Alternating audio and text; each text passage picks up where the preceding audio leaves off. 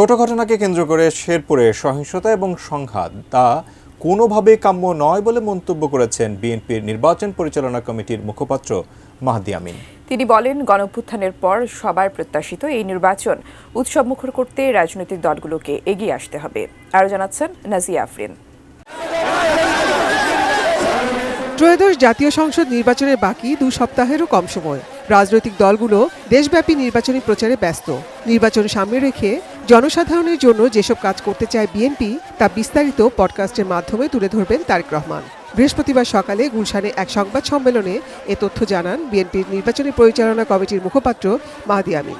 এই পডকাস্ট শোয়ে বাংলাদেশ জাতীয়তাবাদী দল বিএনপি চেয়ারম্যান জনাব তারেক রহমান সাংবাদিকদের এক প্রশ্নের জবাবে শেরপুরে নির্বাচনী ইশতেহার ঘোষণার অনুষ্ঠানকে কেন্দ্র করে সহিংসতা ও সংঘাতের ঘটনা অনাকাঙ্ক্ষিত মন্তব্য করে দ্রুত সুষ্ঠু তদন্তের দাবি জানিয়েছেন মাহদি আমিন। তিনি প্রশ্ন তোলেন, এই সংঘাত কি এড়ানো যেত না?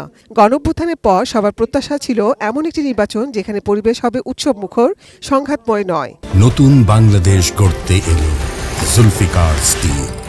জুলফিকার স্টিল, ইস্পাত দৃঢ় অঙ্গীকার। বিএনপির বড় লক্ষ্য নির্বাচন যেন বিতর্কমুক্ত ও শান্তিপূর্ণ থাকে এবং নির্বাচনকে ঘিরে কেউ যেন কোনো সংঘাতময় পরিস্থিতি সৃষ্টি করতে না পারে।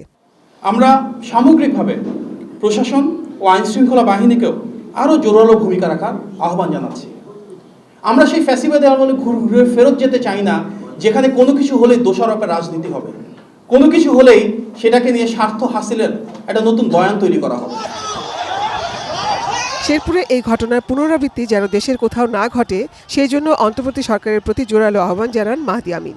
বলেন, সব রাজনৈতিক দলের কাছ থেকে দায়িত্বশীল আচরণের প্রত্যাশা গণমানুষের। চাইতে বেশি শান্তি প্রতিষ্ঠা, বিতর্কমুক্ত নির্বাচন আমাদের একটা অগ্রাধিকার। আমরা এই জন্য প্রতিটি রাজনৈতিক দলের কাছ থেকে সহযোগিতা প্রত্যাশা করি। Nazia Afrin, ATN news, Dhaka.